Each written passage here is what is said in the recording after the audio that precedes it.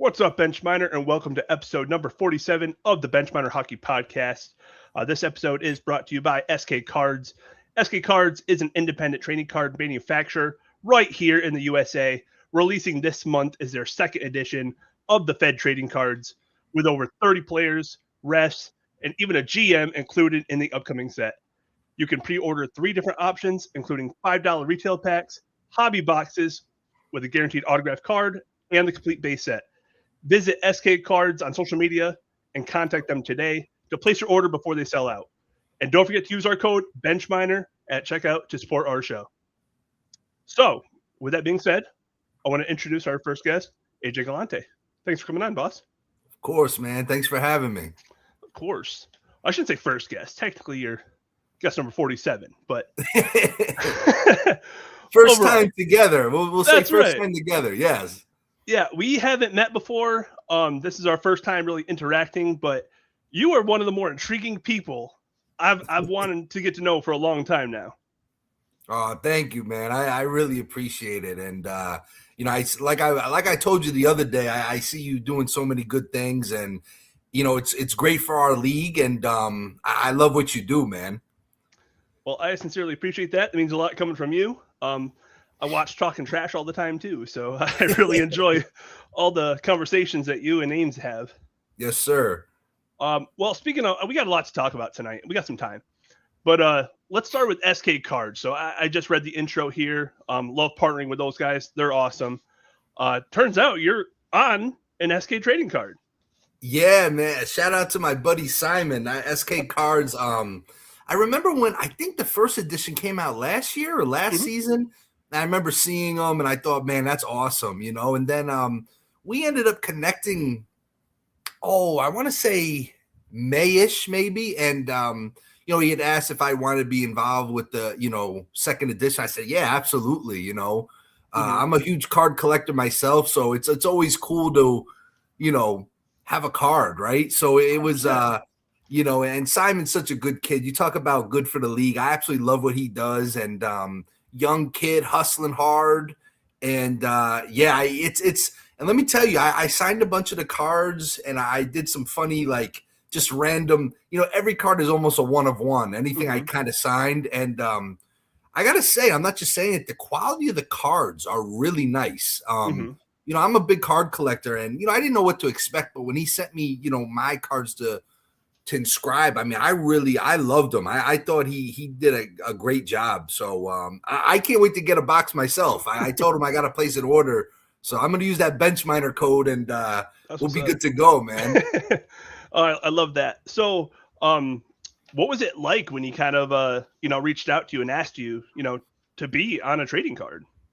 Oh, it's awesome, and, my son is going to be 4 years old next month, and, I got back into cards a few years ago because of him. I'm like, you know what? Let me start a little collection for him, and hopefully he'll be hyped to have a card of mine one day. Who knows? I mean, it might be worth 50 cents, but to him it might mean the world. So who knows? That's right. And don't mind me. I mean, typically I just go off top of the dome, but I have so many questions for you. I had to write some of them down so I don't forget. Let's do it, man. I love it. And obviously, if you guys, watching out there, hop in the chat. This is super interactive. Before I kind of did the whole like interview, record, edit. Done are those days. That takes a lot of time. Listen, and we talked the other day when everything got the server was all crazy. Live, I love it, man. I've done so many shows the past few years, and it's funny because the people are always like, hey, do you want a list of questions beforehand? I'm like, no, let's just do it fresh, man. You know what I mean? Right. Well, with that being said, when it comes to the Fed, there's some crazy things that happen, some crazy stories. So sometimes I do have to prep because I'm that guy where sometimes I'm forced to ask the tough questions, right? Yeah, let's do it. Yeah. Sometimes I got to do that, but this is simply fun. We're having a good time here tonight. I see Swan Hockey Podcast in the chat. What's up, dude? What's going on? Oh, that's my guy, Eric. He's the man. Yes, sir. All right, and I did want to ask you, too. So I got your trading card right here, the top right of the screen here. Oh, I see it. Yes, sir. You see that? Okay. So, and you inscribed I know you said you inscribed most of them, but this one says, "I will buy back this card." Now, what I want to know is what's the price? What are you willing to pay for that card specifically? Well, listen, I think I guess it depends who gets it. Because I'll tell you what, I think people in Danbury are kind of sick of me at this point, so maybe I could get it back quick. Maybe if it's someone in Virginia or California, maybe, who knows what they want. I'm not a huge negotiator. Whatever makes someone happy, I would love to post that I got it back. And actually, that's the one I want to give my son one day. So Yeah. we'll see what happens. It depends who it is, because I know some people want to get into a bidding war, but we'll make it happen. Right. Oh, I love that. Chances are slim, but if I get it, I'll just give it up because I know how much that would mean to you. You know what I mean? So, well, we'll work a trade. I'm always willing to work trades. Okay. Trasher merch, hat tricks merch. I mean, we can work a trade too if needed. That's what's up. All right, and we will get to all of it. We'll get to hat tricks. We'll get to trashers. We'll get to all of it. I'm going to ask you the first thing that everybody asks you because I know everyone wants to hear about it, and that's Netflix. Yeah. I know you know it was coming, but I think it's kind of funny how like preparing for a Netflix documentary is like a trend right now on social media. Yeah. Now, when you look at people doing the trend and you actually did it in real life, like how does it differ? What is it actually like preparing for a documentary? The crazy thing is, Sean, the whole Netflix documentary thing, I tell people it's still wild to this day that people watched it, because I was convinced, and my wife just walked downstairs, but she could vouch for me. I remember actually this August 31st will be the 5-year anniversary of the doc being released. And it was around this time 5 years ago where it started to become real, like it was coming out. And I was just thinking to myself, I don't know if anyone's really going to watch this. You know what I mean? I don't know. I swear I'm not being a fake modest guy. I just didn't really think people were going to get into it. I don't know why, but the whole thing for the Netflix, what's crazy about it is that whole process started around Thanksgiving of 2018.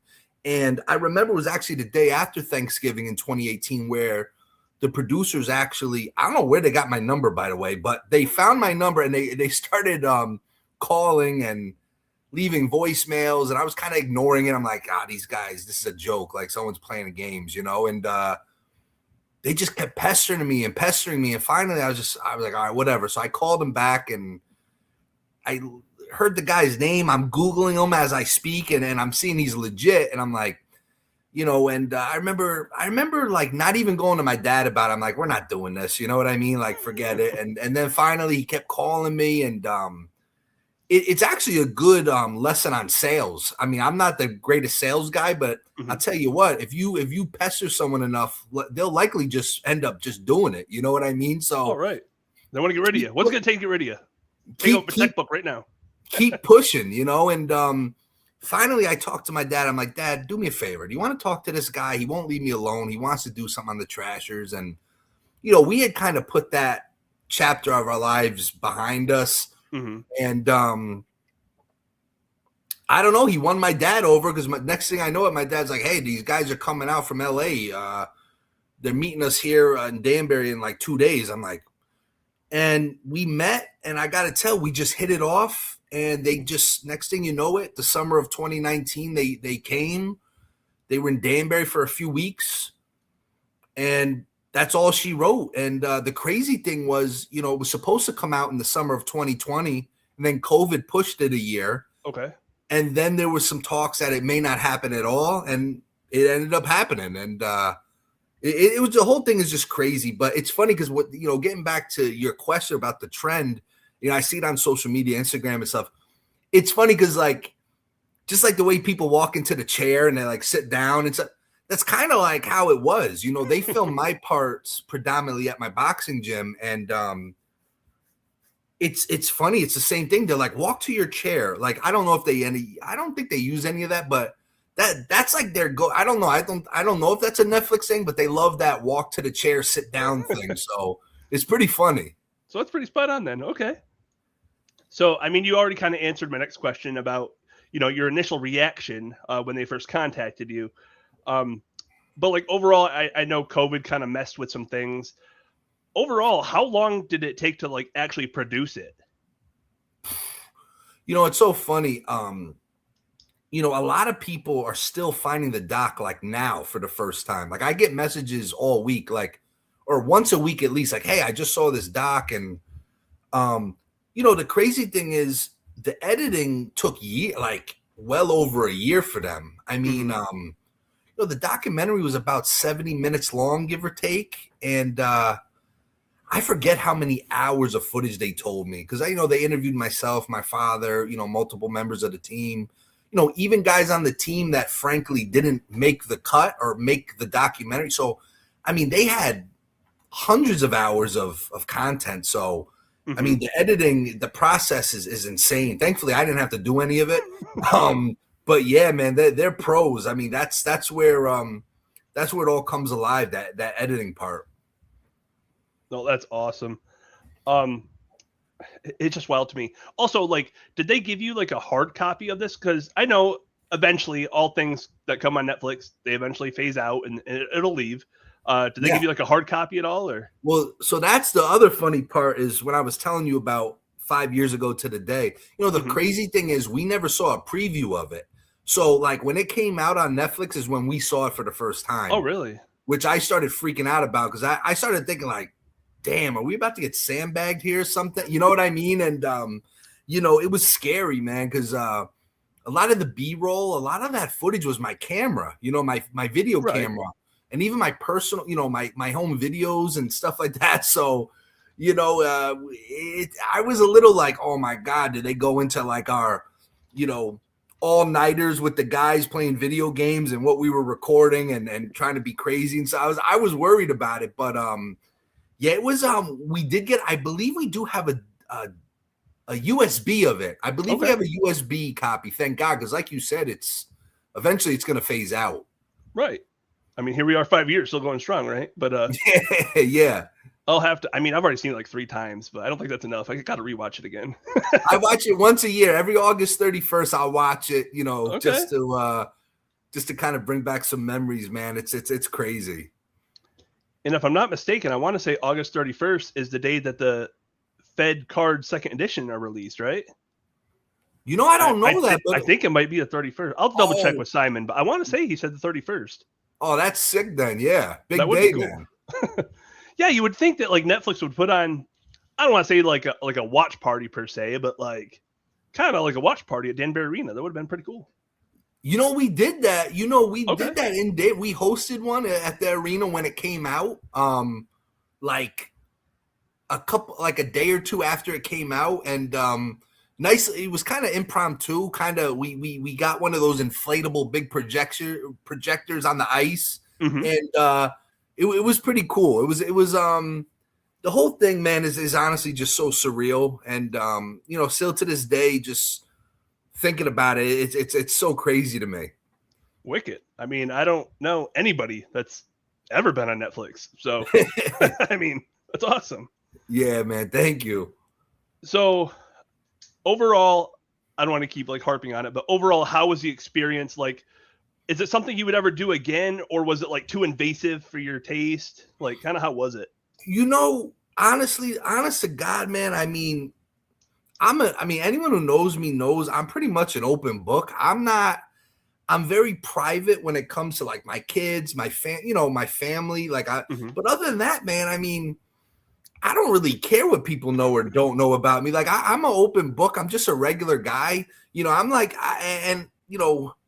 it's funny because when you quote get on TV, people just start thinking of you differently. And it's funny because I couldn't be more boring. You know what I mean? And like people think like I'm some wildcat, and in some ways I am, but like I'm not like a party guy or anything like that, or it's just but no, if I would do it over again, I gotta tell you, there was definitely pros and cons to it. I mean making it, I mean it was nothing but me sitting and talking. It didn't matter to me, you know what I mean? But listen, I mean, so much good came from it because, for me, like when I saw the response it got almost immediately, I said, oh man, this is my worst nightmare because I put hockey away in my life. I put it in the closet. I'm like, you know what?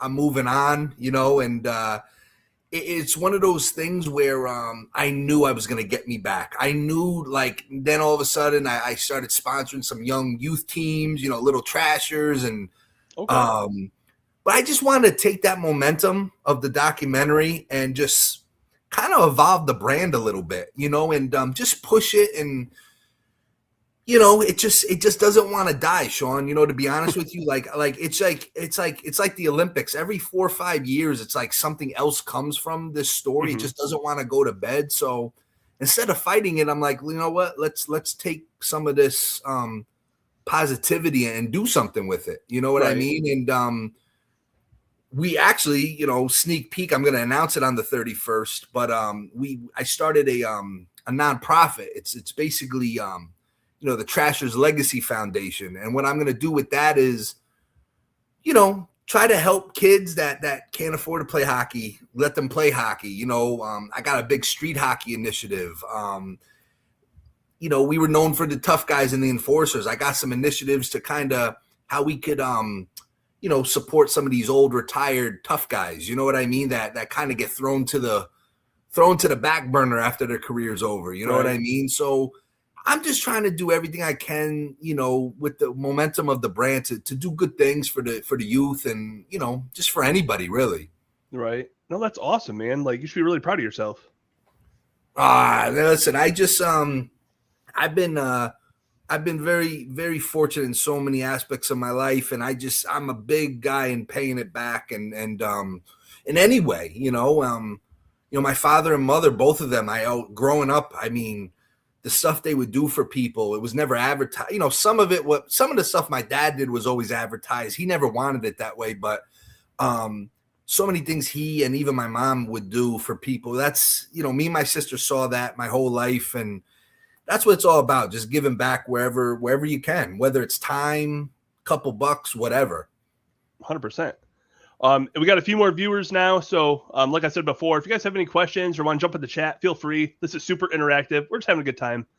Right now we're on the subject of Netflix. We'll move on here in just a minute. So if you guys have got any questions about Netflix, pop them in there. You already you're really good about like answering questions before I get to them. So I love that.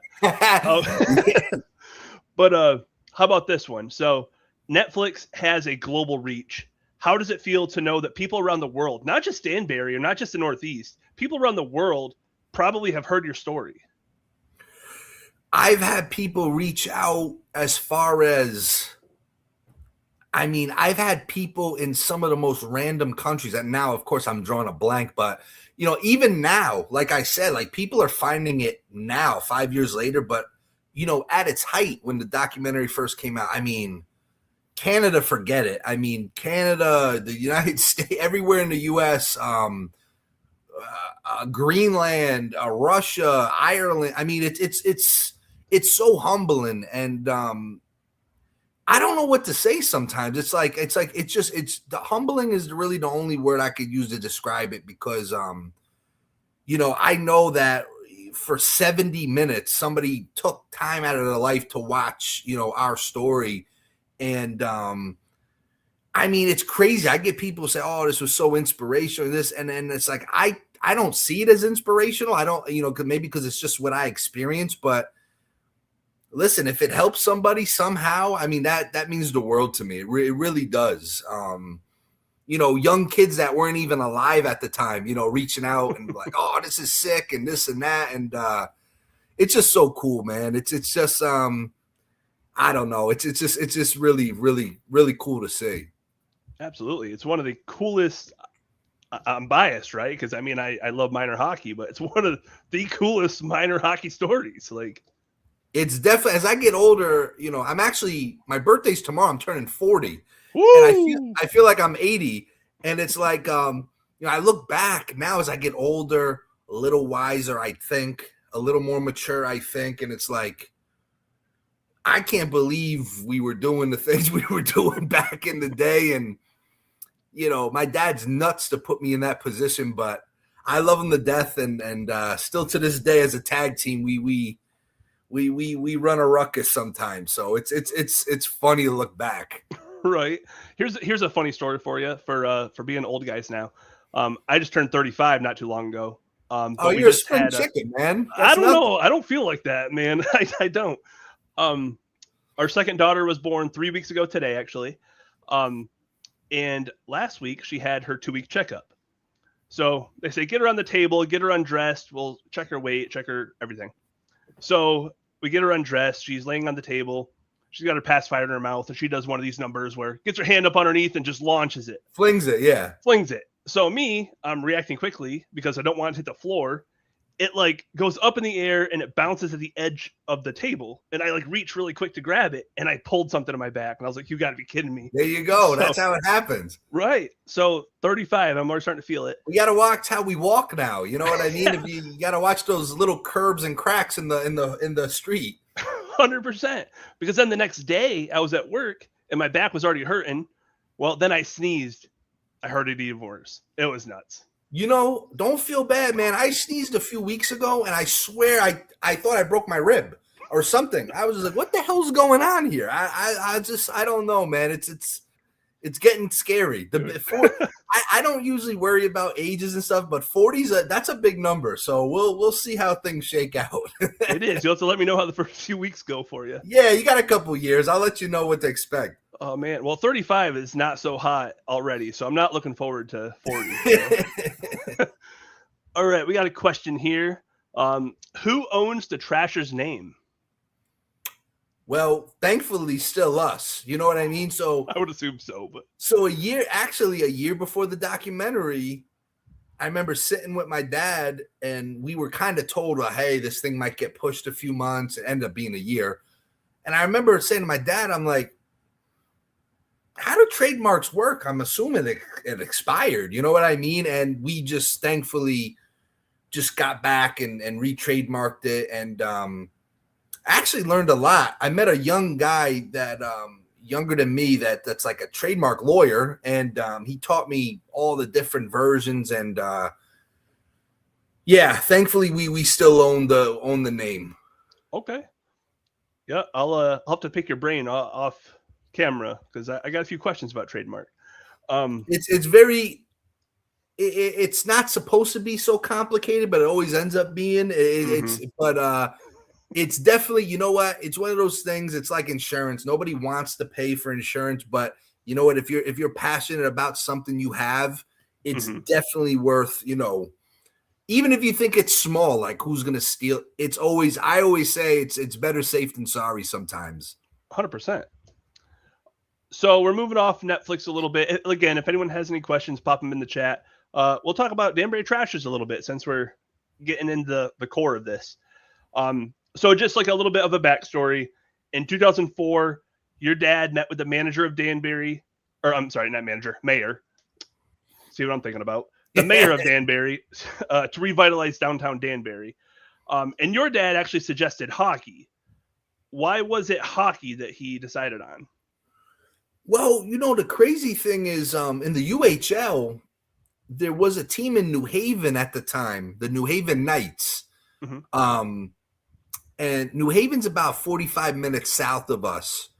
And I want to say it was 2000 and you know how I know I remember this? Because I remember 9/11 happened. It was in 2001, 2002, where the city of New Haven was looking to demo their arena. And, New Haven hockey goes back forever. And my dad what people don't know about my dad is he is so competitive and he loves sports. And, he's been involved with like race cars, not NASCAR, but like modified cars. He's never driven them, but he's owned teams. And I think when I got into hockey, which back in those days in the mid 90s, hockey wasn't a thing over here. You know what I mean? No one cared about hockey. There wasn't even an ice arena here. I got into hockey. My dad was so like, hockey, where did hockey come from? You know what I mean? And I just got into it, started playing it, thought I was going to the NHL. the whole 9 yards. And next thing you know it, he's like, hey, there's like this minor league team. I knew nothing about it. In New Haven, I'm looking to maybe purchase it. And it ended up not going through for whatever the reason. New Haven ends up knocking down the arena. But yeah, like then in like 2000, like late 2003, 2004, he kind of came back. He's like, this league, the UHL, they're looking for some teams. So where he got the idea, I think it probably was a seed that was planted a couple years before in New Haven. I just think he saw an opportunity. He knew I was involved with hockey. I think it was a very expensive way to do some father-son bonding. And, I know he really cares about this city. And I think what a lot of people, I think everyone says, oh, he bought it for his son. I think that was part of his reasoning, 100%.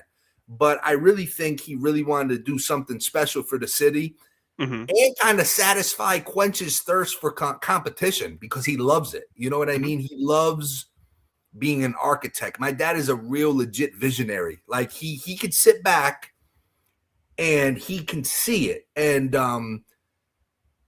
we just, Sean, it was just such a blur. It was like we were sitting at the dinner table and he said, hey, I'm starting a team. We're going to be playing in the fall and you're going to be the GM. And I was thinking he was playing around. I'm like, okay, sure. You got it, Dad. Makes sense. And 2 days later, it was in the newspaper that he purchased a franchise, and pro hockey's coming to Danbury and his 17-year-old son's going to be the GM. And there's no going in my world. There's no going back at that point. I could not go back and tell him, hey, I'm not doing it. I'm scared out of my mind. I don't know what I'm doing, Dad. I have zero clue. There was no going back at that point. So the rest is history, man. Yeah, because like when you tell it to me like that and the way the media portrayed it was kind of different, right? Like the way we saw it via media was, oh, Daddy bought his kid a hockey team. Yeah. Doesn't really seem like that was really the case. Well, listen, don't get me wrong. My dad, if I could be half the dad my dad was to me, I would consider it a win. My dad has done so much for me and my sister. But my dad's always given me opportunities, always. And even when I wasn't ready for them, I was thrown into the deep end with a lot of things, even before the Trashers. That was my dad's motto, like a claw machine. Pick you up, stick you right in the deep end, and figure it out. And it's sometimes I hated it. I absolutely hated it. But as I get older now, I'm like, I'm glad I had that. But yeah, it was definitely some of his motivation is obviously, I think he wanted to give me some on-the-job training. And, listen, we thought it was going to last forever. I mean, we thought it was going to go on forever. But, obviously that didn't happen. But no, it was definitely but of course, the media will spin it however it sells. But that was definitely a motivation for him for sure. But he definitely had other motives, including wanting to just do something special for the city here. Right. So just to kind of reiterate here. So you were 17 years old at the time. You were a senior in high school. Yeah. And your dad basically tells you, you're my guy. You're my GM of this hockey team. Yeah, that's it. That was a job. That was a job interview. Did you have any like pushback, or did you say like, hey, I was thinking about going to college, or I wanted to join the workforce? Like, what did you want to do? It's funny, Sean, because I was a senior in high school, and my senior year of hockey, I blew my knee out the second game of the year, so I was out. I did end up going to college. I didn't want to go to college, but my mom's like, you got to go to college, So so now I'm trying to get accepted to college. And then my dad throws this, but no, there was no pushback because when he originally told me, I thought he was joking around. And I told him like, yeah, Dad, I'll do it. Sounds great. I'll be the GM. I'm giving it back to him, trying to be funny. And joke or no joke, I said I was going to do it. So as far as he was concerned, I committed. I wrote, that was as good as a written contract to him. And then when it came out, it was happening. I was just like, I didn't want to do it. I was like, I don't want to do it. I want to go to college. I want to be a normal kid. Right. I didn't even want to go to college, but if I was going to go to college, I didn't want to have all this to do too. But 100%. That's a lot of I was work. just like, whatever. I promised my dad, and you gave him your word, so you got to do what you got to do. That's right. So I did see a documentary. I believe it was Sports Illustrated. Was it? Yes. Or like maybe not like a documentary, but just like a short. Sure. And in that clip that I seen, I wrote down your dad's quote because I wanted to read it. He said, "If I was a gambling man, I would say that there's a good shot somewhere along the line AJ and I will reappear together." Yeah. So I want to know what's the plan here? The best plan is I really don't suggest this for anybody. Like, a lot of people come to me for advice, which is weird because I'm actually better at other people's lives than my own half the time. I'm really good at giving advice, and I could really structure things for you. But I don't kind of heed my own advice. Listen, when I tell you, you could believe it or not, we had no plan. We never had plans. We just wake up and somehow we're there. And I don't know how sometimes I sit there and I'm just like, how did we get here? You know what I mean? It's just me and my dad. For life, we'll always be a tag team. I'm a huge wrestling guy, right? So we will always be a tag team. And whether I'm doing something on my own or he's doing something on his own, we're always together. We're always, we just always find a way. Like, it's sometimes not even on purpose. We just find our way in the mix of things. It's right. Insane. And a lot of the time it's really not. And again, I don't take this advice with going with the wind and waking up and, I'm a magician now. You know what I mean? Like, no, it's just, I've lived a very weird life, man. It's like, I just end up in things that I've never been prepared for. I've never trained for. And I don't know, man. I just, I've always been addicted or drawn to the chaos one way or the other. And right. I can't help it, man. I love it. I'm just checking the chat here real quick. Hugs Radio. I'm not going to read that question yet because that question ties into something later on. So I'll keep that in mind. And then Eddie says, AJ, you got to change the Hat Tricks name to the Scrap City Trashers. Scrap City. Scrap City? That's got a ring to it. Well, listen, Scrap City, listen, I pride myself on being very humble and but Scrap City is something I dubbed, okay, when I started the boxing gym, and that's a whole nother conversation, but Danbury's known as the Hat City, but I've unofficially changed it to Scrap City for a multitude of reasons. But yeah, man, no, listen, the Hat Tricks, I don't own the Hat Tricks, obviously, but it's the Hat Tricks are a huge part of this city now. I mean, how many years has this franchise been in existence? 5 years, I think, or so. I mean, the Trashers are only around 2, right? So, it's a hat trick town now, man, and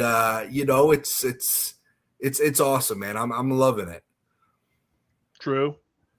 I have mixed feelings about that, so I'll hold off on that comment. But no, I do think that the hat tricks make a lot of sense. Like, obviously, it's a play on a hat trick. Obviously, Hat City. Like, I think that the branding is fantastic. The colors look great. Definitely like top 3 in the league, in my personal opinion. Listen, don't get me wrong. Don't think I haven't thought. Don't think, because I don't sleep anymore between my kids and everything else, and my brain is a blender. Don't think for 1 minute it hasn't crept into my head like, hey, Dad, let's go and let's present an idea. But you know what? It's almost like it would be like I feel like it would end up being a bad sequel, because it's like we had our 2 years. It was, hockey is so different now. It would be like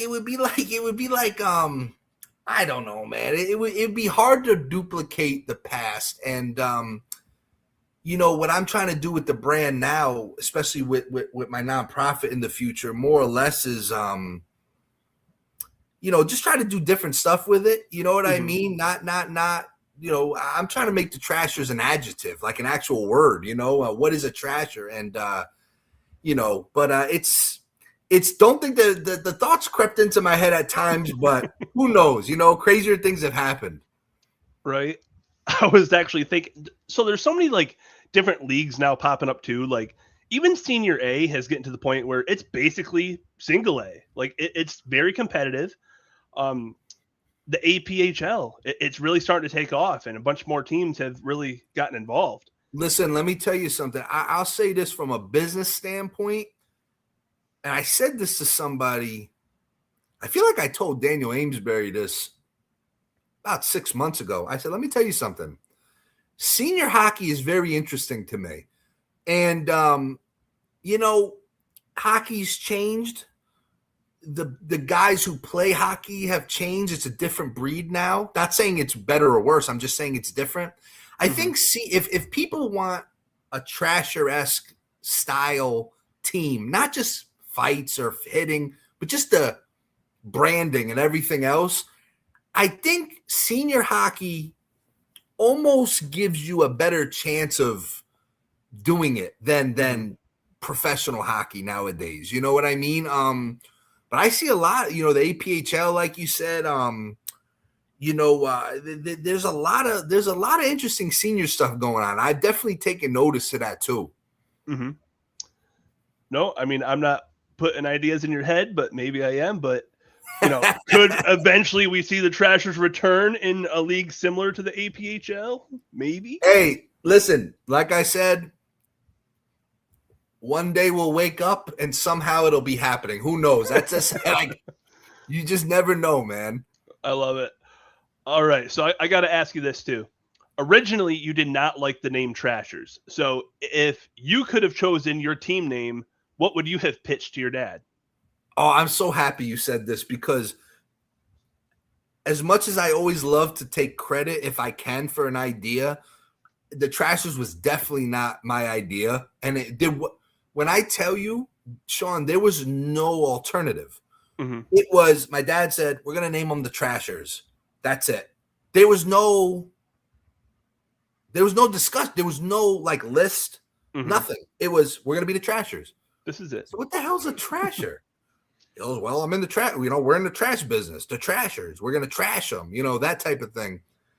Now, maybe because I was young and wanted to like kind of, make my mark. I was just like, because I didn't think of it. Maybe I was like, I didn't like it at first. Mm-hmm. And I really didn't. I was like, this is so dumb.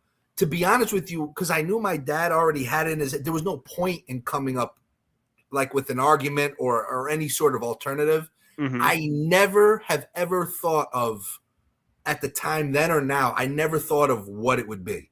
It was going to be the Trashers from day one. And honest to God, it didn't click until the logo. And the logo, coincidentally, the gentleman who made the Hat Tricks logo was the guy who made our logo. Give that man a raise. Yeah, he's the best, man. Dominic Alessandro, he's actually from Danbury, and he's big in marketing. He's part of a firm in Manhattan. And basically, this is a true story. I'm sitting in my dad's office, and we're about to announce the team name, the whole 9 yards. And I was just like kind of bummed out because I'm like, the Trash is so dumb. Like, blah, blah. When I tell you, we were about to leave, and my dad's secretary came in with a fax, and she said, hey, some guy sent this. And the letter was from, I wish I still had it. And it was from this gentleman, Dominic Alessandro. He sketched the Trasher logo on the train to Manhattan and sent it to us and said, hey, I would be honored if I can make the logo for you. And when I saw that logo, it clicked. And I'm like, oh, yeah, that's it. The evil trash can. And that's all she wrote, man. It was I'll never forget it. And it just all clicked from there. I was all in on Trashers after I saw the logo. Right. I'm kind of the same way, because I hear the name Trashers and I was like, I don't know. But then you see the logo, you see the color scheme. I saw the jerseys and I was like, this is fantastic. Well, we wanted, so I'm a big, I was about to say Oakland. I'm a big Las Vegas Raiders fan in football. And, silver and black, that was the colors. And that's what the trash were going to be, just silver and black. But we were told, no, you have to have 3 colors. You have to have. So I'm like, well, what are we going to do? And my dad's like, well, just add a blue. We'll leave them black and blue. You know what I mean? And that's where the blue came from. But originally it was just going to be silver and black until we were told, no. Man, it's like the things you learn. Like, I never picked up on black and blue. Like, that's hilarious. Yeah, no. That's I said to my dad, like, what are we gonna do? Like silver and black. I was like, what goes with it? And he goes, blue. We'll leave these guys black and blue, and it was with silver teeth. Yep, that's it. Oh goodness. Man, your dad truly, like, I'm starting to understand just by having conversation with you. I can see now he truly is a visionary just by hearing what you're saying. He can sit and he doesn't say much. But if you tell him an idea, whether you think he's paying attention or not, he's listening and he's like calculating in his head, and he doesn't say much. And then when it's like when that light bulb goes off, he always, I'm telling you, man, he can see it, 10 miles ahead. Love that. I did want to ask too. I know we kind of hinted at it with, potentially maybe someday bringing the team back in another league or whatever the case may be. But if you did bring the team back, would it have to be in Danbury for nostalgic purposes, or would you take the Trashers name to a different city? Listen, my goal is somehow to have this trash can everywhere. You know what I mean? I would love to see people representing this Trasher logo from all over. So, you know what? You never know. I mean, maybe there's enough room for Trashers in every league. Maybe there's one Trasher team in every league out there. Who knows? But, you just listen, man. You just never know where it can go. But, I mean, I've done it already. Like, we have a very good AAA team up in Quebec. A buddy of mine who's a coach up there, the Junior Trashers, and they're killing it right now. We got a Lady Trasher team. We got how many beer league teams have reached out to me about being the Trashers of their town or city? I love it, man. I mean, awesome. People are like, oh, do I have to pay to you? I'm like, just do what you got to do, man. You're representing the team and, what we stand for, man. And it's just cool to see. Now you said like Junior Trashers, Lady Trashers. That's awesome. Do you want it to be like hockey specific? Like, listen, we had one of my favorite logos with this trash can to date is we had a men's league softball team reach out like 2 years ago about being the Trashers. And I was like, yeah, man. They took the stick and made it a baseball bat. And they made the Trashers font almost like a Brooklyn Dodgers script font. And instead of the puck, they had a ball. I loved it. You could do so much with that logo. Hey, listen, it could be, you can make a lacrosse team with it. You could have maybe him throwing a football. Who knows, man? I mean, there's no limits, man. Yeah, I'm surprised the Danbury Westerners haven't reached out to do some kind of crossover. That's a really good idea. That would kind of be a cool theme night next year. You know what I mean? And but yeah, I mean, I had someone, it was amazing actually. I had someone in Canada who's like, I don't know if there's like a legit league out there, but there's like a paintball league out there. And he's like some big paintball guy. Somehow he was able graphically to take Scrappy, our trash can, and he was holding a paintball gun. Okay. I was like, this is sick. And I was just like, I mean, it's just, there's something about the trash can when people see it, you got to laugh almost. It's hilarious. So, right. You know what? We'll take it and roll with it as long as we can go. Oh, that's awesome. For long, he's going to be having like a bow and arrow for an archery club or. Listen, man, my father, my family and I, we run the Danbury San Gennaro Festival, which is next week, actually, every August. I sold some merch last year. He was holding an Italian flag. I mean, he's very versatile, this Scrappy. I mean, he could do it all. I love it. Because we'll talk more about that here soon. We'll talk about some cannolis soon too. Oh yeah. But someone also asked me. I threw in my notes here because I didn't want to forget. Is there still a way to get like Trashers memorabilia, whether it be pucks or jerseys or Yeah, what have you? so we're actually revamping our Danbury Trashers website to be a little more user friendly. But Vintage Ice Hockey is a company that we've partnered with officially. I believe it's vintageice.com, but I got to check. If you Google Vintage Ice Hockey, they sell replica jerseys. They're legit. We have a good deal with them. Unbelievable guys. They actually sell some hoodies, pucks, stuff like that. We have a collaboration deal with bench clearers for those like tanks. Mm-hmm. But Vintage Ice Hockey has a lot of great stuff. I think they even have like coffee mugs and glasses and stuff like that. So, but we are going to come out this year with, by the hockey season, some newer merch and, bring back some other stuff. Okay, that's cool. And while I'm multitasking here, so bear with me. I'm putting in the chat right here just so you guys have it. It is vintageicehockey.com. I am putting in the link specifically for Trashers because I just found the stuff and it's pretty cool. The quality is. We tried doing jerseys with so many people when the doc first came out, and it just wasn't right. And these guys, they're great. You could do custom ones. You could do blanks. Actually, I think very soon they're going to be offering the white away jerseys too, which are very underrated. Everyone goes for the black jerseys, but I got to tell you, the white ones look clean too. So they definitely, follow them on social media too. They're great people. Right. No, as you can see, I'm a fan of the whites jerseys. Some of them are clean. Yeah. Like Columbus River Dragons. Oh, with their white jerseys in the teal sea. Yes. Oh, that was sick. I love their color. I like their color scheme a lot. Did they change their color scheme, Columbus? They didn't really change. They keep changing their logo, and I'm assuming it's just to sell jerseys each year, sell merch each year.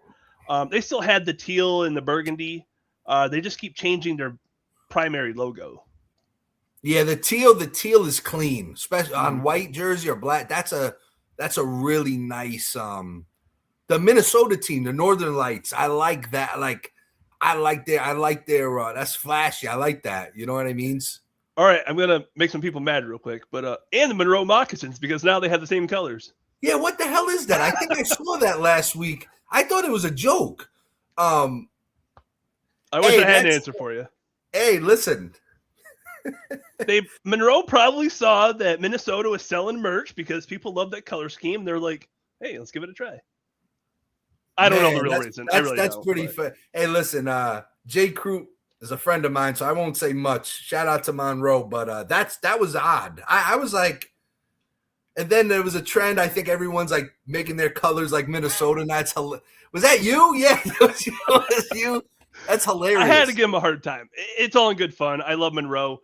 I was actually going to announce it tomorrow, but Jay Krupp is actually our next guest on this podcast Monday night. So, I love Jay. That's my buddy, man. I love Jay. Great guy.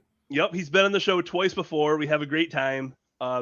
So he's going to be on Monday night and I'm going to harass him about changing the colors. So that should be a good time. Please. So tune in Monday night, 17th, 8 p.m. Hopefully servers are not down. Yeah. But all right. Yeah. We talked about, obviously Danbury Trashers and getting merch. So currently vintageicehockey.com is the way to go to get your merch. And you have some more plans coming up here soon to revamp your website and offer it kind of in-house versus. Yeah. Okay. Awesome. I just want to make a note of that so I don't forget, so I can go check it out myself. And yeah, definitely, man. I got to go, donate all my money to dbtrashers.com or whatever it is. Listen, you got to forgive me because I'm on sporadically, but you is you right that it's been getting like pucks from teams and stuff like that, or people? Well, yeah, I mean, we got to get you some Danbury stuff then if you don't already. We got to get you some stuff back there. Yeah, we got a project where this is going to be minor hockey wall. So nice. I know you can't really see it, but up here, these are pucks that from teams that don't exist anymore, defunct teams. So nice. I see the Danbury Titans on top right there. I don't know if you see it. Okay, yeah. Right there. Danbury Titans. The FHL before it was even FPHL. Mentor Icebreakers, Battle Creek Rumblebees, Cornwall Nationals. Who else we got here? Berlin River Drivers. Well, listen, the vintage ice hockey, I tell you, that's their thing. They have the licenses to a lot of defunct hockey teams. Mm-hmm. They got some crazy jerseys on there. Oh, that's awesome. So, yes, I will make sure that I get an order in for a Trashers jersey and puck. I also got to get me a Minnesota Northern Lights jersey. Those things are sick. Yeah, they are clean. That's a clean logo, a fun logo, and they're gonna do. I think they're gonna do really good in merch this year. So do I. I do too, and I think that's why Monroe changed their colors, because I think that they think the same thing. They got like purple and neon snakes now or whatever over there. That's right. All right, I'm done picking on Monroe. It's all in good fun, guys. All right, so we talked, and again, if anyone has any questions, feel free to jump in the chat. We're just having fun here.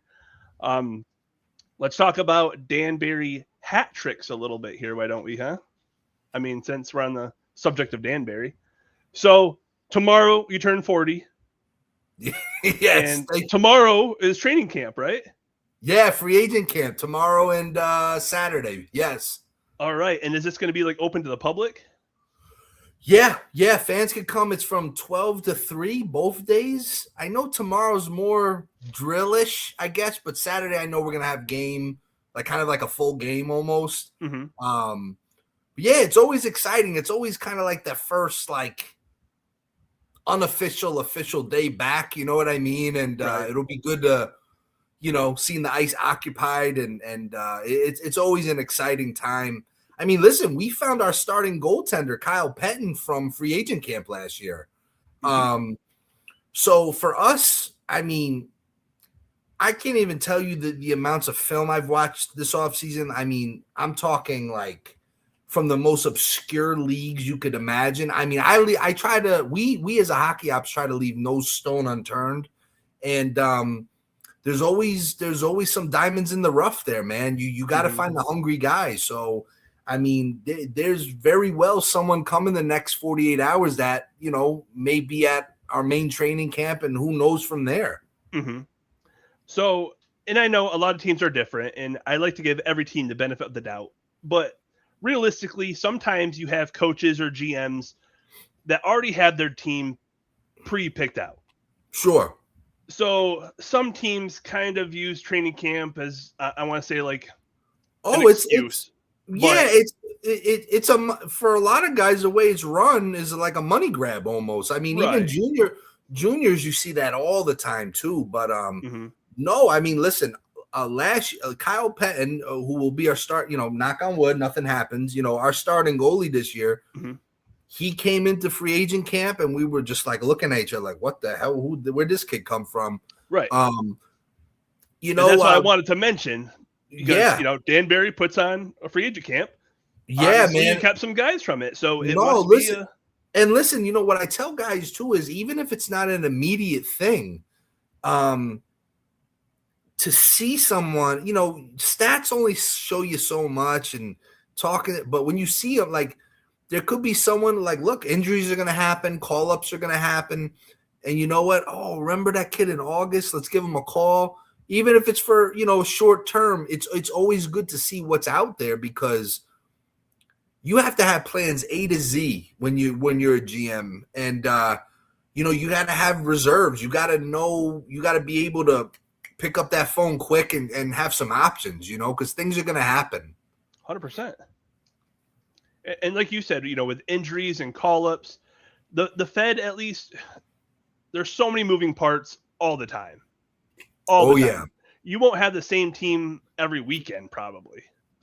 That was my biggest adjustment. I mean, last year was like my first year back since 2005, 2006 season with the Trashers. Like, it took me a little while to really understand the league and what works and what doesn't. The Trashers, the UHL, at the time, that was considered an equal to like the East Coast Hockey League. So it was it wasn't so much a developmental league as it was a building league. Like, hey, we had guys on 2-3 year contracts. This is very much a fly by night, which is not a bad thing. This is very much a fly by night, win now league. You like, and it's like a wild card. It's almost like football. It's like every week is like a war, and then when Sunday comes, it's like, God, we got to redo this for next week. It's it's chaotic, and again, I'm drawn to chaos, and I got to tell you, it took me it honestly took me a while to really understand, because I'm so used to building. Okay, well, we got this guy, we'll have him for 2-3. No, I mean, you may have guy for 2-3 weeks and he's out of there. You know what I mean? So it did take me some time to truly adjust, and I definitely learned, that whole last season, I learned a lot, and learn from some mistakes, some good things, and you just try to get better, every single week, you just try to get better. Right. No, I love that. And we're closing in on an hour here, but I'm having a good time. Are you good to hang out for a little bit longer? Hey, let's do it, man. I know we got young kids and what responsibilities and whatnot, but hey, you're doing me, like I said, this is a good time, because they went down easy today. You know what I mean? The other night was more of a Royal Rumble night, so this whole thing worked out perfect. Well, it is Monday Night Raw, right? Is that still Monday Night Raw? It was definitely Monday Night Raw the other day with those two. Yeah. Oh my goodness, I love it. All right, so we're still talking about Danbury Trashers Hockey here. Again, if you guys got any questions, throw them in the chat. Super interactive. We're just having fun. Obviously, we can't predict Danbury's overall record this year, but what can Danbury hockey fans expect this upcoming season? Listen, last year was a roller coaster, I think, for our fans. And, what a lot of the fans don't understand is hockey ops, meaning myself, Coach Biershin, and Coach Merkel, we didn't get our jobs until early August last year. So we didn't have an off season. We inherited a roster that was a little stale, not anything against specific players, but just a blend. And I remember telling our office and ownership, I'm like, I'm telling you guys right now, it's going to be a rough year. I'm telling you guys now, we're going to have to rebuild on the go. And I think the fans were confused because, like you just said, every week it seemed like this guy was traded, this guy was waived, this one. It was, as a fan, it was a super bizarre season for us. Mm-hmm. And I understand, but we had to demo a little bit, and we've rebuilt, and we shouldn't even have been in a playoff spot like conversation in March, and we were battling with Topeka and Blue Ridge for the last spot.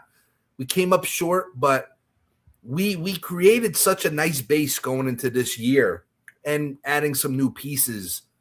I think it's going to be night and day from last year. I think we're going to be faster, stronger, harder to play against. We got guys who are rookies that now have a full year under their belt.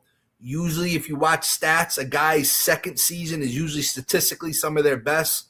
We got some young, dynamic guys. And there's still 2 months until the season. I mean, there could be guys coming us that we're not even thinking right now. So we're going to have a good year.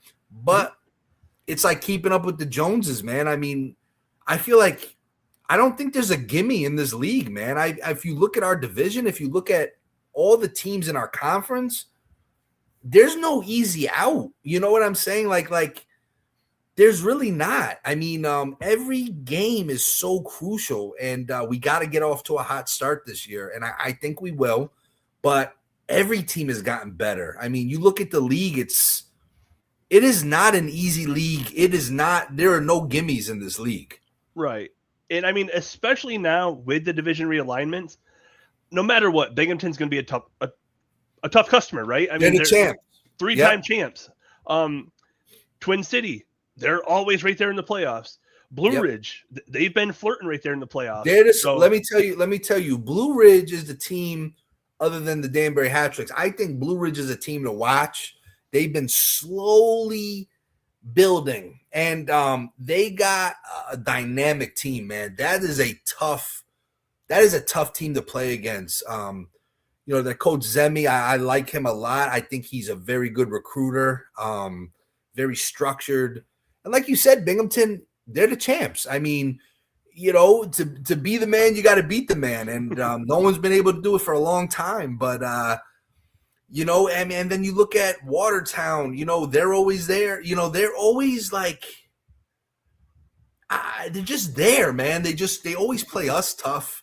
And, they got some pieces, man. And so, this is a fun time of year as a fan because it's like everyone has hope.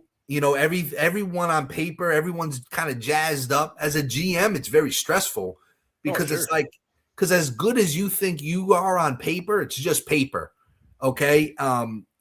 Paper doesn't win. It's when the guys get on the ice, that's what matters. So, but we feel really confident, very, very confident for this year. And we're just going to have to back up our talk here. Absolutely.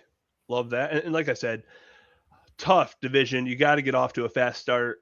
The league as a whole, it's so competitive now. Now there's 17 teams. It can be anyone's race. So teams. I mean, I look, as I say this, it may sound biased, but as a fan, I think the Fed is one of the best leagues to be a fan in. I really believe that. I mean, there's so much going on.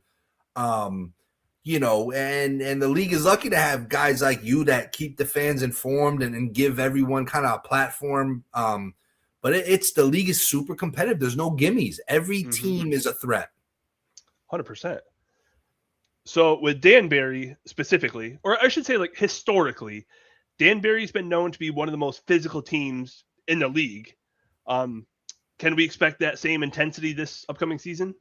Yeah. I mean, listen, last year, again, I came in as a GM and I think everyone thought, oh my God, we're going to have 20 fights a game. No, it's a different time. You know what I mean? Mm-hmm.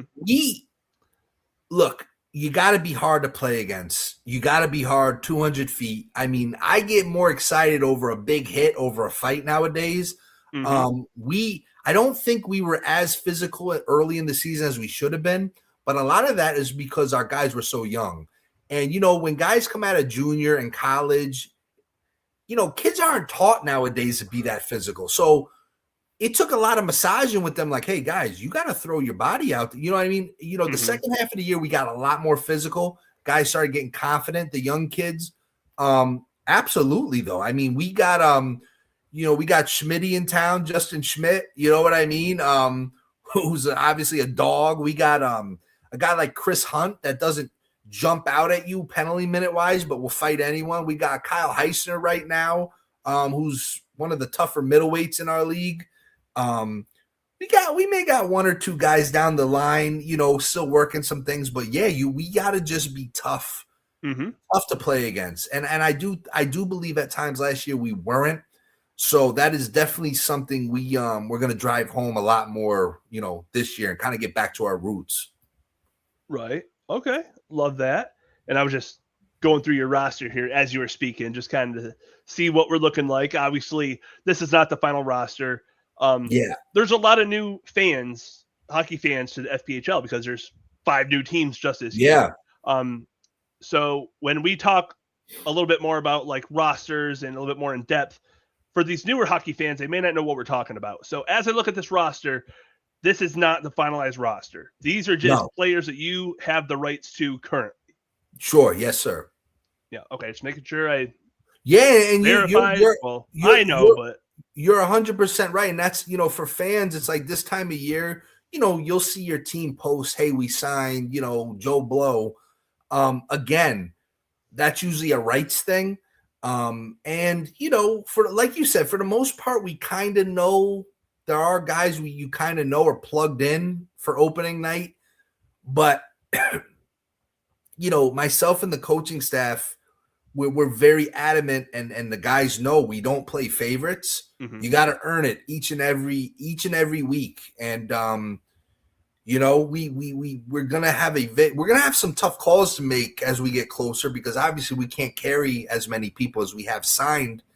It's gonna be some tough calls to make, but that's the job, and our responsibility is to the fans and our ownership. We just gotta win and be entertaining doing it. That's right. So as we just alluded to, there's now 17 teams in the league. First of all, I want to know, on paper, who do you think, besides Danbury, who do you think has the best roster currently? Who do you think is going to be one of the top teams in the league this year?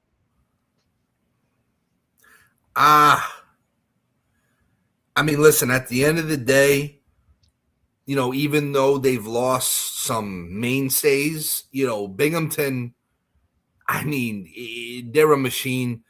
I'm telling you, Blue Ridge is a scary team. And Blue Ridge is going to be a tough team to play. I love the way they're kind of built and the way they have a blend. Oh, God. Thinking about some of the other teams, listen, Fresno looks like they're building a juggernaut over there.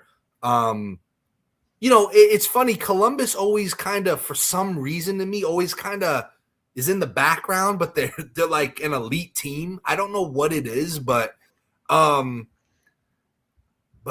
don't know why, and maybe because it's close to us. I don't know if they're technically in our division with the new alignment, but they're in our conference. But Blue Ridge, to me, Blue Ridge is in your division. Blue Ridge is a very, very difficult team to play against. They have a lot of assets, and they just pop to my mind because I do study what they do and see, closely with what they're doing, but. The end of the day, no matter who they lose, Binghamton is just, some of the new rookies they got stacked. They're a stacked team. Coach Sherwood is one of, if not the best recruiter in this league. He knows how to get to the right colleges and the right people. 1,000,000%. I have great respect for him, and he knows what he's looking for, and he knows what works. Right. Now, I haven't dove deep into the schedule this year. But out of the 17 teams, if you could choose a city to physically go and watch your hat tricks play, what city would you want to check out? Listen, I joked with you about it. I'd love to go to Watertown. I haven't been there before. I'd like to try to. I've never even been to Binghamton. I heard the arena's amazing. I love it. But man, I'd love to go. I feel like Port Huron might have a cool atmosphere. I something about them. I like the grittier. I like the intimate settings. You know what I mean? Right. But I'd like to visit. I would like to go because I like taking road trips. I'd like to go to Virginia. Maybe go to Blue Ridge too. Okay. But yeah, last year it was so difficult. With everything else I got going on, it's very difficult to get on the road trips. But this year, I would like to try to get out to a couple road games, and I love to drive, man. I'll drive myself if I have to. I love the road, and we'll get on there. Right. Well, I can say, from a family man aspect, I've taken my kids to Watertown. I've taken them to Binghamton. They'll treat you like gold. You and your family. Yeah. I love it, man. I don't want them to treat me like gold. I would love I love it, man. I love the competitiveness. I love the fans, man. Whether I love it, man. I love being right in the middle of it all.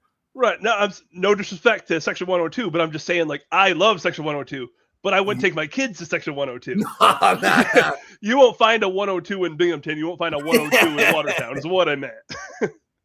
No, that's good point, Sean. That's a very good point. That's why you're a good host, man. Yes, sir. We're having a good old time. Oh, man, dude. I don't even want to jump off. We might just spend the night here. I'm just kidding. Oh, man. Dude, I told you I got so many notes because I didn't want to forget anything. I actually skipped over a bunch of questions because I have so many. But, I can't give you all the questions the first time we ever talked. So why don't I just kind of jump over to just some of the random questions. I got a random section. This is a trasher question, I guess, but What was it like seeing celebrity rapper Drake wearing the Trashers jersey? That was that was when I knew that things were gonna get nuts. It was actually the day after the doc came out. The documentary came out. It was a Tuesday. The very next day was a Wednesday, obviously, and I remember like the Instagram followers on the just went insane, and someone I didn't even know said, "Hey, that's pretty cool that Drake follows you," and I was like, "What?" And I looked, and he was following the Trashers. And next thing you know it, we end up in a DM convo, and I got an album dropping this weekend. Do you have a jersey? And we didn't have jerseys. I was like, what the, like, no. But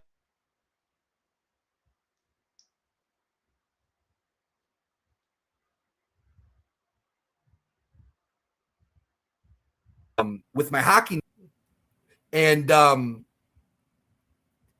I ended up just taking it, breaking the frame, taking it out, and getting it to him.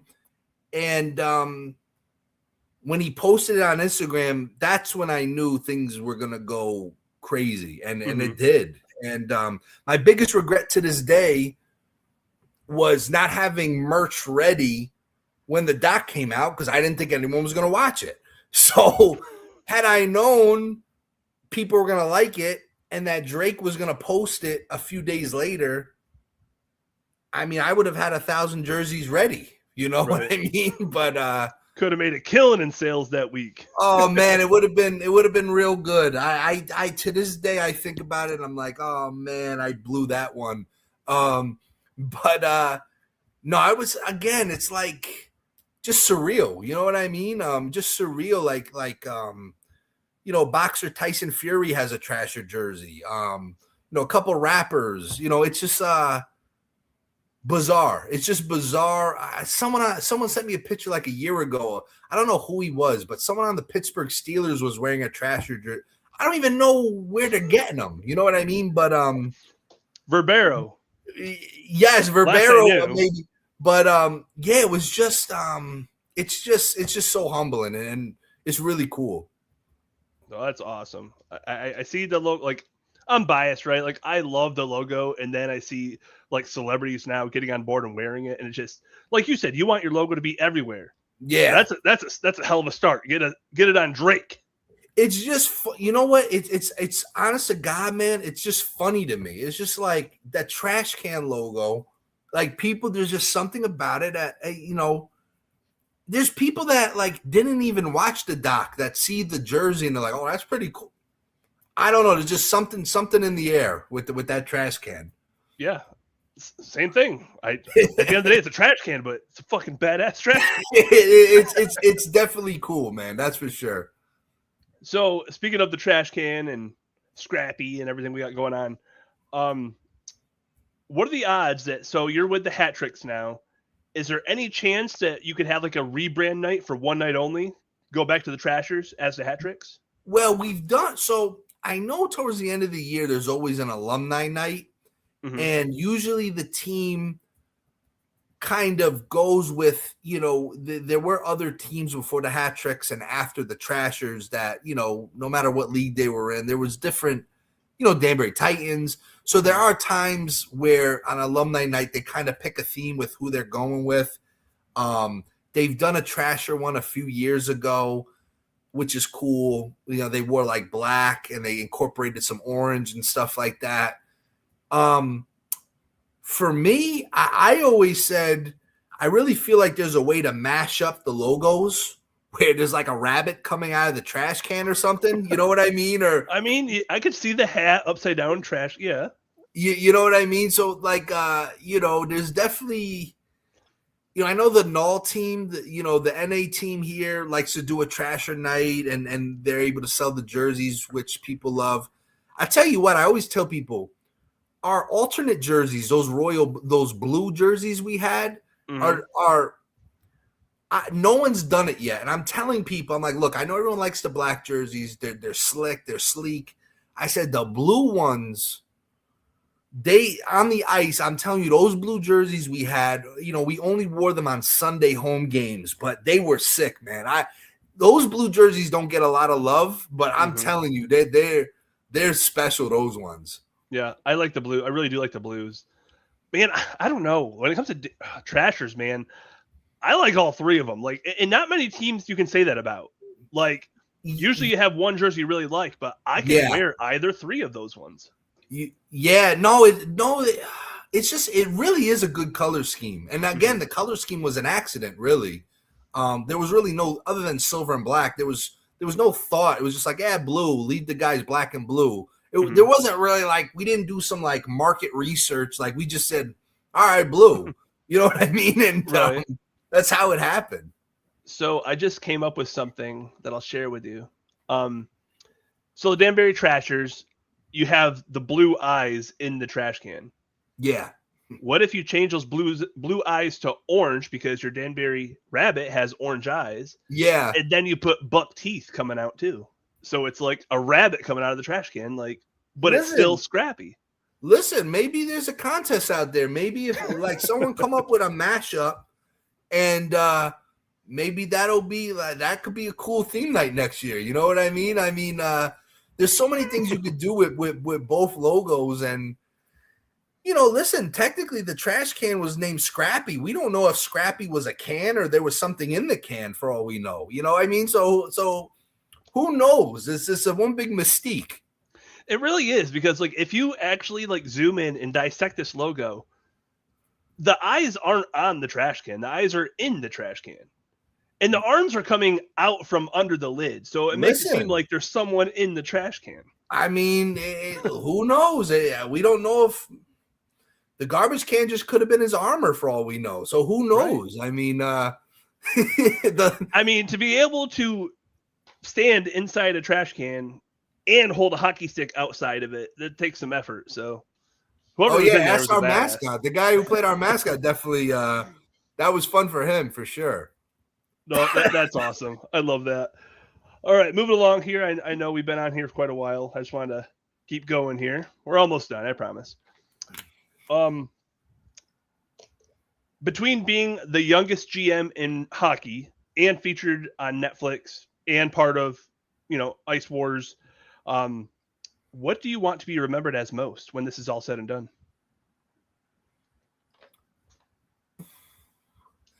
I would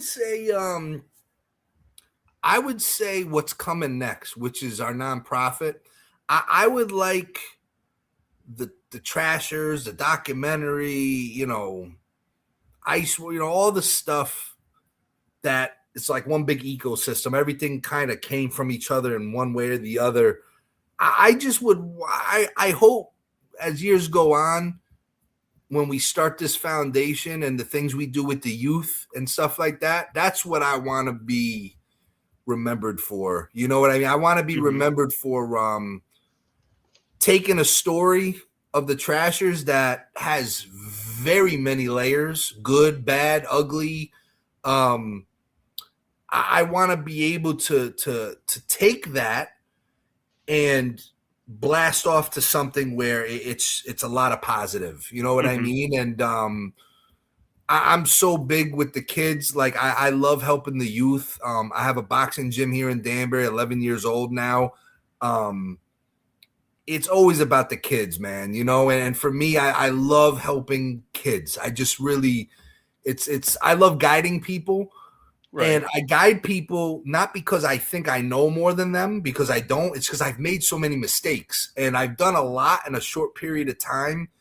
And, people remember me for Trashers, but there's so many failed things I've done that no one even knows about. And those failures are some of the best things that have happened to me, because that's how you're able to guide someone. So when I give a kid at the boxing gym some advice, I tell him, look, kid, it's not because I'm smarter than you. It's because I've made way more mistakes than you, and I don't want to see you go that route.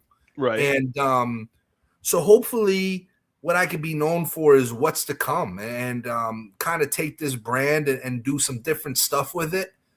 And not hiding from the bad stuff that's happened with the history of this story, but just just turn some negatives into some positives. You know what I mean? And that's the most important thing, for me personally. No, that's awesome. I love hearing that. I got 3 more for you. You ready? Let's do it, man. All right. So I'll start with this one here. I seen on Instagram that you have a cannoli eating contest coming up. So I just kind of want to know what that's all about. If you could tell Danbury listeners what's going on with that. This is great, man. So my father, a visionary, right? During COVID 2020, for those who don't know, the Feast of San Gennaro is something that, it started in New York City in Little Italy, Manhattan. Every September, it's honoring the patron saint of Naples, San Gennaro, and just a big excuse to eat like mad people, right? So it's like a big festival, right? And we used to go every year, and there's other festivals in other areas. And then in 2020, my dad says, "Why don't we do our own San Gennaro here in Danbury?"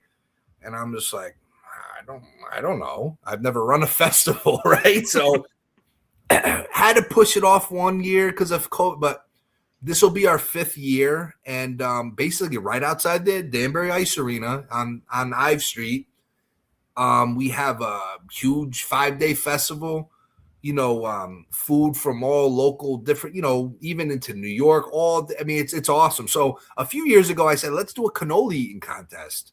Mm-hmm. And,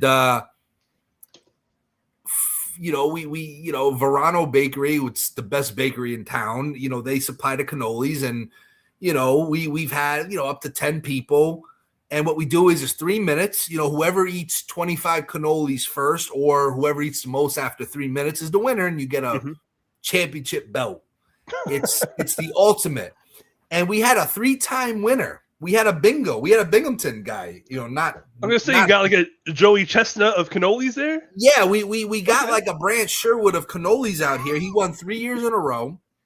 Then last year, he gracefully bowed out, and we had a new champion. And funny enough, 3 years ago, 2 or 3 people bailed last minute. And I said, you know what, screw it. I'll go in and do it myself. Mm-hmm. I said, who's going to do this with me? Because Diamond Hands Daniel Amesbury decided to do it with me.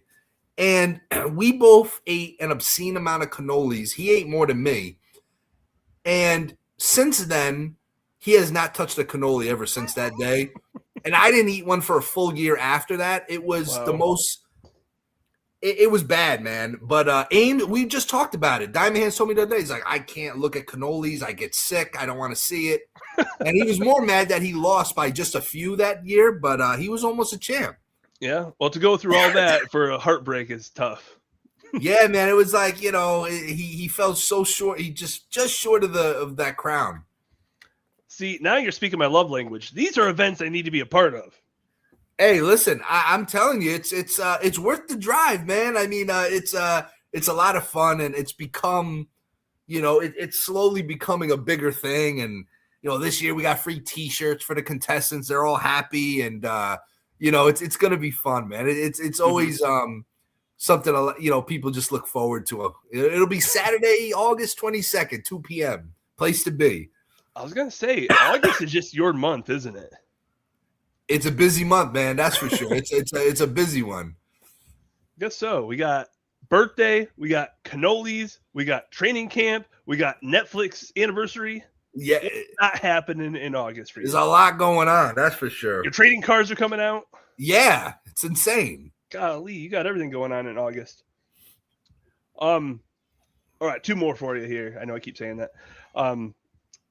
So I looked it up just because I want to make sure I was right. But 2 years ago on your Talking Trash podcast, your dad had mentioned that there's a Trashers movie coming out.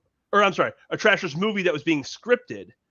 And I alluded earlier, but somebody actually asked a question of when is the Trashers movie coming out? So I want to know, do you have an update for anyone about a movie? Man, like I told you earlier, it's like the Olympics. Every 4 years or so, the stories, it's like Netflix, and then, it's always there, but it, naturally goes down. But there's been a lot of talks. Netflix has shown a lot of interest in doing a scripted feature. I can say there's been like writers hired and like scripts made and stuff like that. But it's one of those things, like Hollywood is a very strange place, man. It's like, you know, they're off all year, it seems like, you know what I mean? And, you know, they seem pretty, I could say this, they seem pretty motivated to want to do something. It's just one of those things, like we said, we'll wake up one day and they're going to say, yeah, the script got approved. They're going to start shooting in a month. It's okay. Truthfully, in my humble opinion, I don't think anything would ever top the documentary because it was so real. Don't get me wrong. I'd love to see a movie or anything else, but it'll be hard to, if anything comes, it'll be a cherry on top. You know what I mean? And I'm not expecting anything, but if I had to put money on it, I would be shocked if it didn't happen. It's just a kind of a matter of when. Right.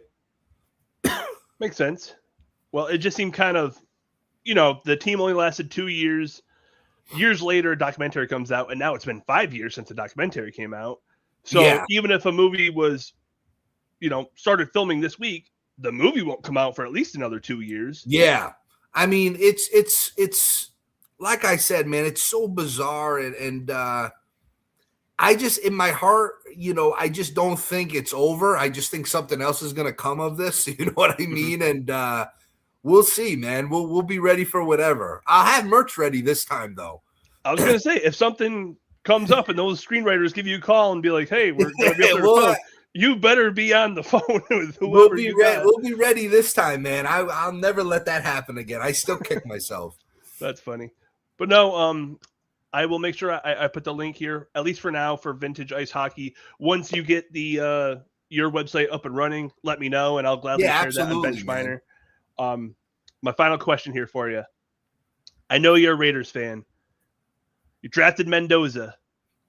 Who's getting that starting job? Is it going to be the rookie, or is Kirk O'Chain's going to take the reins? I think Kirk's going to start. I think we have the Raiders have brought me a lot of pain in my life.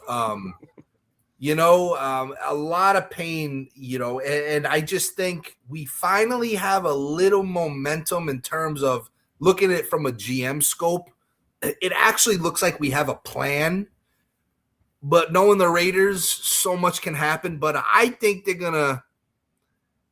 Kirk's going to start there. And then Fernando, he'll sneak in time. But, you know, for so many years, you know, I'm obviously as a GM, like, and even back in the day, like I watch sports differently. I watch it from a management perspective of what are they doing? What's the direction? I try to guess, like, as if I know. Like, I'm a huge Yankee fan. Baseball is probably my favorite sport. And, you know, I watch a lot of every Yankee game.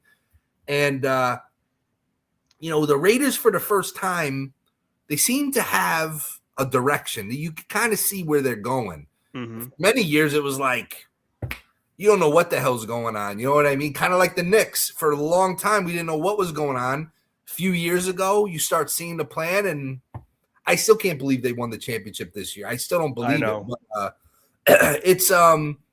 it's always cool, and you know, it's fun because as a fan, you're just guessing. You don't know. It's just like you don't know what's going on. But the Raiders definitely, there's some momentum building. They're still not there yet, I don't think, but they're getting a little closer. But I'm never too excited with them because I've seen so much stuff and pain in my life through them. We'll see, man. Right. No, I'm right there with you. I like the Carolina Panthers personally. They've given us some hard years since Cam Newton left, but now I'm actually excited. Like, they got a head coach. I don't know how I feel about Bryce Young quite yet, but they definitely have built around him. So this is make or break for Bryce Young now. This is your year or you're out. I mean, man, sports is so tough. You know, it used to be like the New York teams were the worst to play for because it's like you're either in or out. But now it's like that everywhere, you know, and I don't know. I think Carolina and Vegas are kind of on that same plane. I think we're right there, kind of even. And, you know, who knows? Football is it's a grind. That's right. Well, I know we've been chatting for an hour and a half now. I can't even believe it's been that long.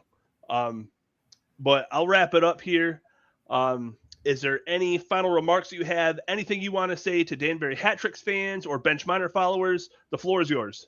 Yeah, firstly, thank you again. I really enjoyed myself. Anytime, I see you're doing great things. I love your platform. Love the Federal League fans. No matter where you're from, get some orange and black in your life. Go to DanburyHattricks.com. All right. Look at that crazy rabbit, man. You got to love it. So, right. Yeah, no. And Danbury fans, I know last year wasn't our year, but I am itching for October. So I'm really excited. And just listen, I'm a fan too. I love watching what's going on in this league, and I'm excited for the league. I think it's going to be a big year for everybody, and let's see what happens. Hopefully in April or May, we're back on talking about a Danbury championship. Never know. Anything can happen. Yes, sir. Well, again, AJ, appreciate you coming on. Good luck to you this season, and we'll keep in touch. Thank you, sir. Appreciate you. Of course.